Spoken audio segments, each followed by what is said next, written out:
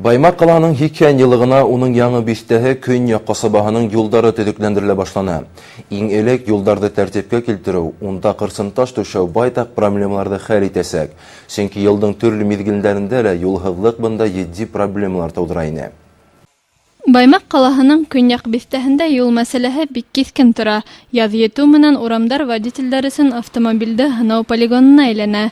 Мәсьәләне хәл итү өчен ошо микрорайонда яшәүчеләрнең урамдарына кырсын таш түшәлде. Каланың Көньяк бистәһендә юл мәсьәләһе кискен ине. Шуның өчен без Олсадыр организация менән юлга кырсын таш түшәп йөрибез инде. 13 июнь башланык. Бүгенге көнгә хәтлем 5 урамда эшләүбез. Бөтәһе 7 урам, 4 километрда 800 метр Озынлыкта була. Юлдар бөгәтекен насар булды. Ягъмәгә дәйелеп сәгать метр ой. Ягъм таш түшәргә сәбәп булар тиеш. Юлда шулай халгастар рәхмәтле.